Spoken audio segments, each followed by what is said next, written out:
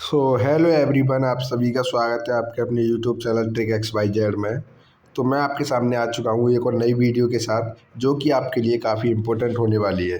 तो जो भी स्टूडेंट बीटीयूपी का पेपर 2025 का देंगे और जो आरएसी का आपका फोर्थ सेमेस्टर का एक सब्जेक्ट है, रेफ्रिजरेटर एंड एयर कंडीशनर, जिसे कहते हैं आरएसी, तो उसमें जो आपके इम्पोर्टेंट क्वेश्चन आने वाले हैं एग्जाम में, उसके बारे में हम बात करेंगे।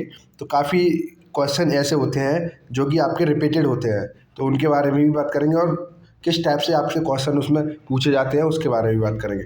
तो वीडियो काफ़ी इंपॉर्टेंट रहेगी ये, क्योंकि देखिए जो आपके एग्ज़ाम है वो आपके 17 मई से शुरू होने जा रहे हैं, जो कि आप सभी को पता ही होगा। नोटिस आपने देख भी लिया होगा, और नहीं देखा होगा तो आप क्या करेंगे, वीडियो पे जाके देख लेंगे, ठीक है ना। तो आपके 17 तारीख से पेपर है। आप किस टाइप से उस इतने दिनों में, आज आपकी क्या होगी, 1 तारीख है, 1 मई है आज।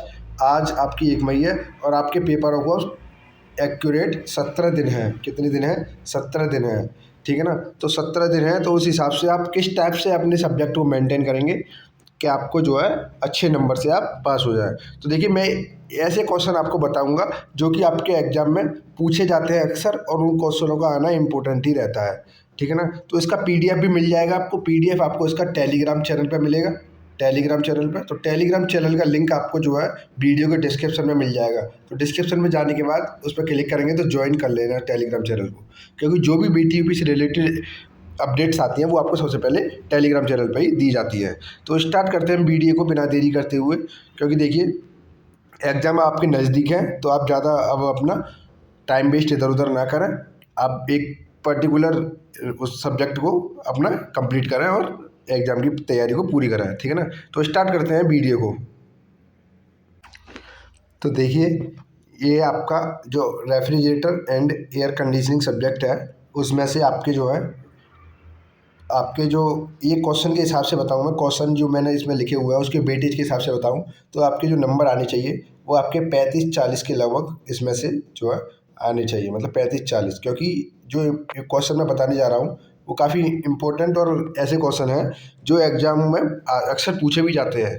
तो चैप्टर वाइज ये क्वेश्चन मैंने लिखे हुए हैं यहाँ पे, और आपको बताता हूँ किस टाइप से आपके क्वेश्चन है। तो क्वेश्चन नंबर 1 आपको दिख रहा होगा, जिसमें लिखा हुआ है रेफ्रिजरेशन एवं एयर कंडीशनिंग को समझाइए, मतलब रेफ्रिजरेशन एंड एयर कंडीशनिंग को समझाइए, ठीक है ना। तो क्वेश्चन नंबर जो 1 है आपका, वो पहले ही चैप्टर से आता है, और जो पहले चैप्टर से आएंगे वो आपके देखिए यहाँ से लेके ये आपका फर्स्ट चैप्टर का वेटेज है।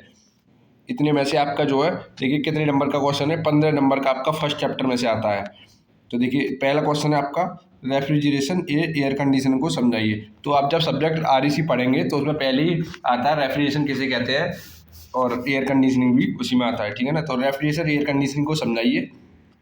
इसके बाद देखिए नेक्स्ट क्वेश्चन आता है आपका, यूनिट ऑफ रेफ्रिजरेशन। तो यूनिट ऑफ रेफ्रिजरेशन क्या होता है, तो मतलब रेफ्रिजरेशन की यूनिट क्या होती है, इकाई क्या होती है, ठीक है ना। इसको आप पढ़ेंगे, आपने पढ़ भी रखा होगा कि क्या होती है, कि रेफ्रिजरेटर को किस में नापते हैं, तो रेफ्रिजरेटर को जो है टन में नापते हैं, किस में, टन में है, ठीक है ना। इसके बाद देखिए रेफ्रिजरेशन इफेक्ट क्या होता है, जो रेफ्रिजरेशन इफेक्ट होता है उसको क्या क्या कहते हैं, ये एक इम्पोर्टेंट है, ये इम्पोर्टेंट है, रेफ्रिजरेशन इफेक्ट क्या होता है।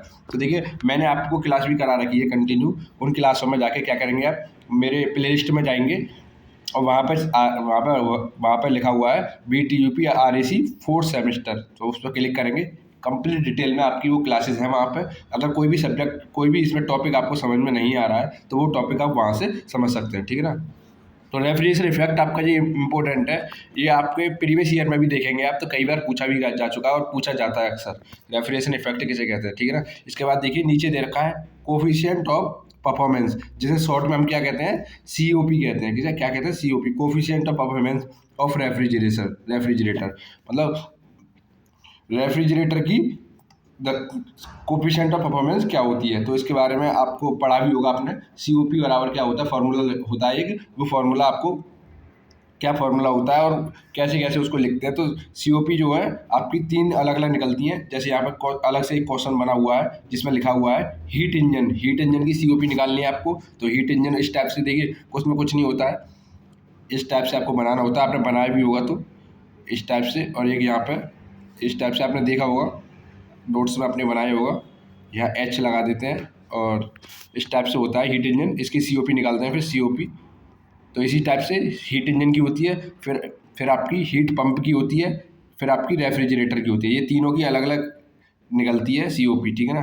तो इस टाइप से आप इन तीनों को अच्छे से पढ़ेंगे, जिससे कि आपके जो है एग्जाम में अक्सर आपसे एक या दो आपसे पूछे भी जाते हैं इसमें।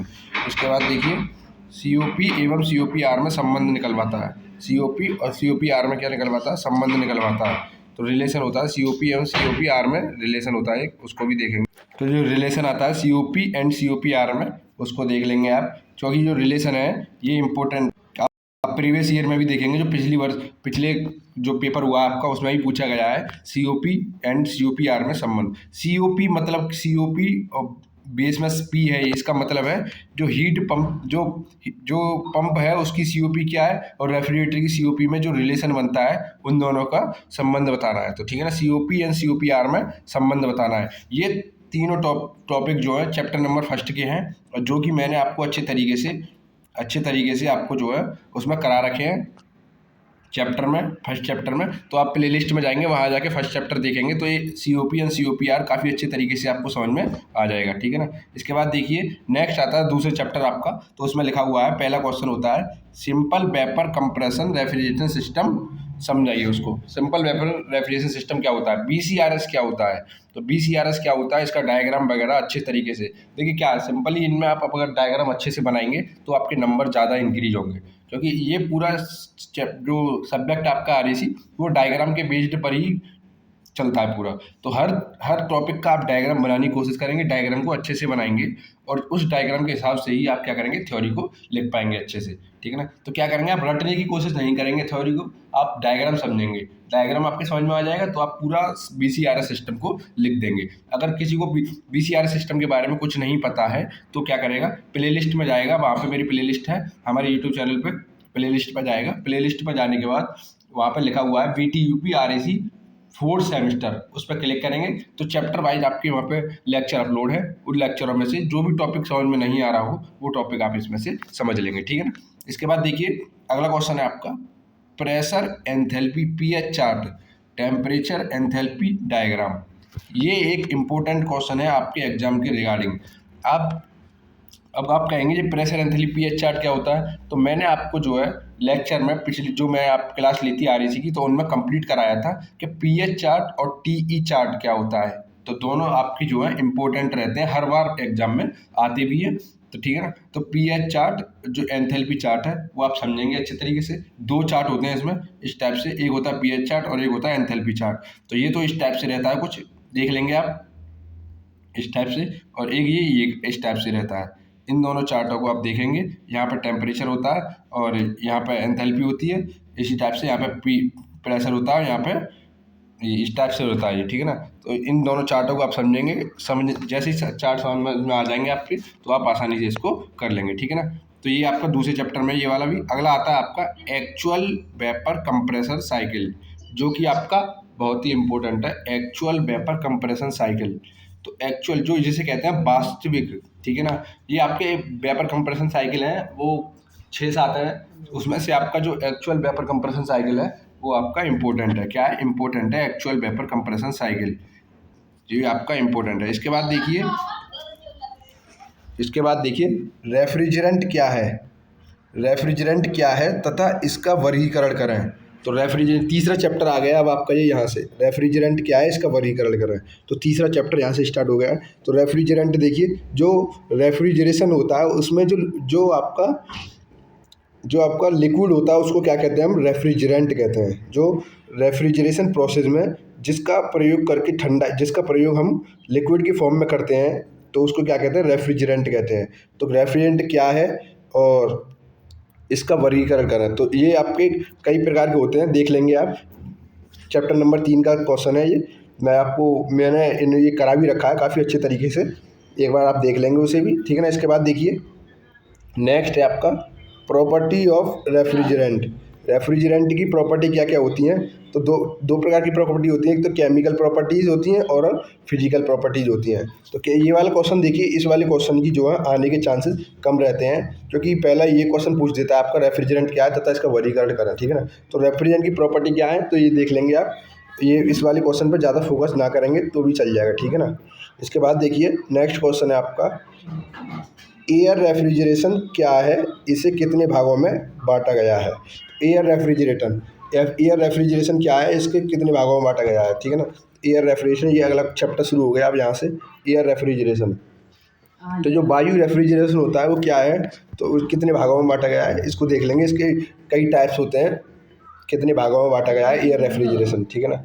इसके बाद देखिए क्वेश्चन नंबर 10 है आपका, reverse Carnot cycle. Reverse Carnot cycle, इस वाले क्वेश्चन पे आप क्या कर लेंगे, स्टार लगा लेंगे। जितने स्टार आपके पास हो उतने स्टार यहाँ पे लगा लेंगे, क्योंकि शायद ही कोई ऐसा पेपर होगा आपका जिसमें ये क्वेश्चन नहीं पूछा गया है। बाकी सब पेपरों में आपका ये क्वेश्चन पूछा जाता है, तो इसमें कई स्टार लगा लेंगे। तो रिवर्स कार्नोट साइकिल क्या है, और ये मैंने आपको जो है कंप्लीट करा रखा है वीडियो लेक्चर में, ठीक है ना। तो आपने पढ़ भी रखा होगा, तो आप अच्छे से उसको पढ़ लेंगे, रिवर्स कार्नोट साइकिल, ठीक है। रिवर्स कार्नोट साइकिल कैसे वो डायग्राम है उसके, और किस टाइप से आप उसको सॉल्व करेंगे, तो ये पूरा कंप्लीट डिटेल में आपको पता भी होगा। और नहीं पता होगा किसी को तो वो प्लेलिस्ट में जाके देख सकते हैं, ठीक है ना। इसके बाद देखिए बेल कॉलेमन और रिवर्स ब्रेटन और जूल साइकिल। तो देखिए बेल कॉलेमन और रिवर्स ब्रेटन और जूल साइकिल, ये तीनों एक इसी के नाम है, बेल कॉलेमन के ही, ठीक है ना। बेल कॉलेमन के ही नाम है ये तीनों। तो बेल कॉलेमन की बात करूं मैं, तो पिछली बार एग्जाम में ये पूछा जा चुका है, तो इस बार पूछने के चांसेस इसके कम रहेंगे। लेकिन अगर आपको आता हो तो अच्छी बात है, क्योंकि थोड़ा बड़ा प्रोसेस है इसका, तो जो है लेकिन ईजी लेकिन थोड़ा बड़ा लेंथी है ये। थ्योरी भी इसकी थोड़ी ज़्यादा है, तो ये पिछले बार एग्जाम में पूछा जा चुका है। अगर आप इसको नहीं भी करेंगे तो कोई भी बात नहीं है, क्योंकि आने के चांसेस भी इसके इस बार कम रहेंगे, क्योंकि बेल कॉलेमन जो है पिछली बार आपके एग्जाम में पूछा जा चुका है। इसके बाद देखिए ये अब आपका आता है bootstrap air refrigeration system. तो bootstrap air refrigeration system काफ़ी इंपॉर्टेंट है। कुछ रेफ्रिजरेशन सिस्टम है जो आपको पढ़े भी होंगे आपने, 6-7 सिस्टम है, उसमें देखिए बूट स्ट्रैप आता है। फिर इसके बाद आता है सिंपल वेपर एब्जॉर्प्शन सिस्टम, और आता है आपका डोमेस्टिक, ये डोमेस्टिक लिखा हुआ है, domestic Electrolux refrigeration system. Domestic और इलेक्ट्रोलक्स रेफ्रिजरेशन सिस्टम, तो ये होता है घरेलू विद्युत रेफ्रिजरेशन सिस्टम। तो ये ये वाला जो है ये काफ़ी इम्पोर्टेंट है। डोमेस्टिक इलेक्ट्रोलक्स रेफ्रिजरेशन सिस्टम काफ़ी इंपॉर्टेंट है, ये आपका एग्जाम में आता है। इनके देखिए क्या है, जैसे बूट स्ट्रैप है, तो बूट स्ट्रैप में आपके जो है बूट स्ट्रैप में आपका डायग्राम हो गया, सिंपल वेपर एब्जॉर्प्शन सिस्टम में डायग्राम हो गया, और डोमेस्टिक इलेक्ट्रोलक्स रेफ्रिजरेशन सिस्टम में डायग्राम हो गया। इन तीनों के डायग्राम को आप अच्छे तरीके से बना के देखेंगे, प्रैक्टिस करेंगे। इसके बाद इसकी थ्योरी उस डायग्राम के हिसाब से आसानी से लिख देंगे, ठीक है ना। तो बूट स्ट्रैप की बात करूँ मैं, तो बूट स्ट्रैप में देखिए कुछ इस टाइप से बूट स्ट्रैप का डायग्राम होता है। आपने बनाया हुआ है अपने उसमें, तो अच्छी बात है, और नहीं तो आप देख लेंगे, और मैंने अपने लेक्चरों में वो कंप्लीट भी करा रखा है आपको, तो उसमें आप देख लेंगे, ठीक है ना। यहाँ पे ये लगा रहता है, इस टाइप से बूट स्ट्रैप का डायग्राम रहता है, इस टाइप से होता है। और यहाँ पे आपकी जो है पंप लगी रहती है, यहाँ पे क्या लगी रहती है, पंप लगी रहती है, और इस टाइप से नीचे से वो रहता है, ठीक है ना। तो डायग्राम ये मैंने अभी अच्छे से नहीं बनाया है, वो आप देख लेंगे, कंप्लीट मैंने उसमें करा रखा है bootstrap air refrigeration system में। और सिंपल वेपर एब्जॉर्प्शन सिस्टम, देखिए पहले आप सिंपल वाला देखेंगे, सिंपल वाला आपको समझ में आ जाएगा, तो बाकी जो बूट स्ट्रैप हो गया, डोमेस्टिक हो गया, ये समझ में आ जाएंगे, ठीक है ना। तो क्या करेंगे, पहला जो है सिंपल वेपर एब्जॉर्प्शन सिस्टम है, और इन तीनों में से आपका जो है 100% आने के चांसेस रहते हैं। 100% लिख के यहाँ पर दे रहा हूँ मैं, 100% ये आएगा आपके एग्जाम में, ठीक है ना। इसके बाद देखिए नेक्स्ट है नीचे क्वेश्चन नंबर 15 है, देखिए सोलर रेफ्रिजरेशन सिस्टम।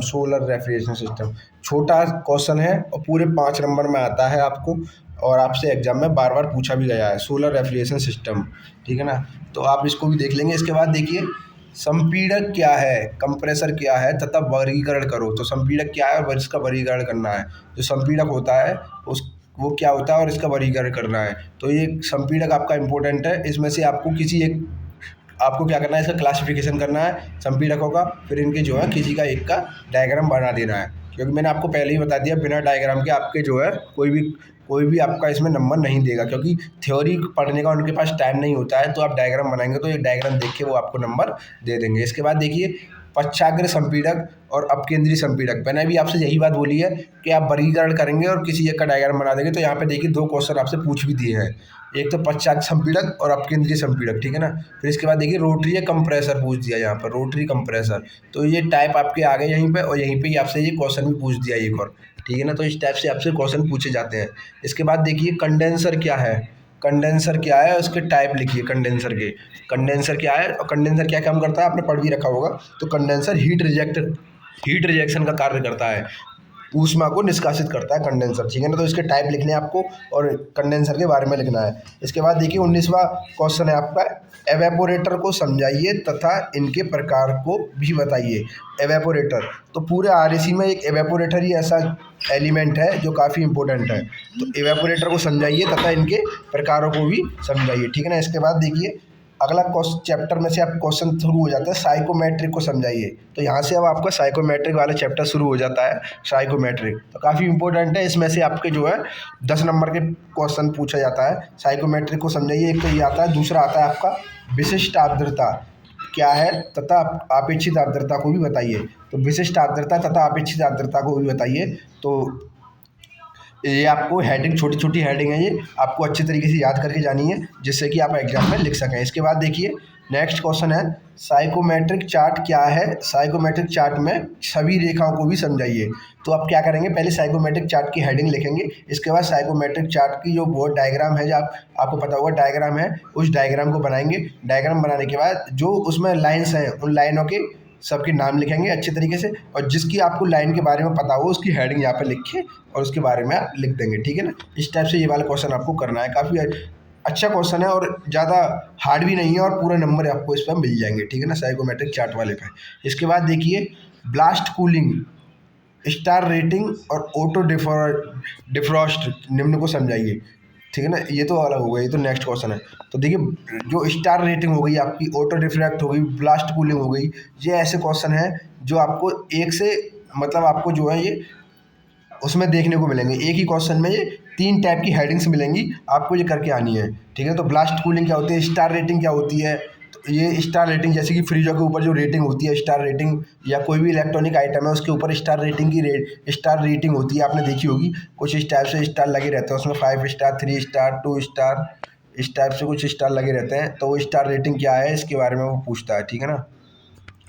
फिर इसके बाद देखिए निम्न को समझाइए, निम्न को समझाइए। तो ये आपके तीसरे चैप्टर में से आता है, जिसमें से R717 क्या होगा, R22 क्या है, R134 क्या है, R11 क्या है, R12 क्या है। तो R717 जो R का मतलब रेफ्रिजरेंट, 717 क्या है, कौन सा रेफ्रिजरेंट होता है, ठीक है ना। तो ऐसे ही आपको उसमें आता है, और आपको ये आप क्वेश्चन आपको करके आना है, क्योंकि ये काफ़ी इजी होता है। आप अपनी बुक में एक बार पढ़ेंगे और नहीं आया है समझ में तो आप क्या करेंगे, वीडियो के लेक्चर में जाएंगे, वहाँ पे आपको प्लेलिस्ट में मिल जाएगा, ठीक है ना। चैप्टर नंबर 3 का है ये, किसका, चैप्टर नंबर 3 का है।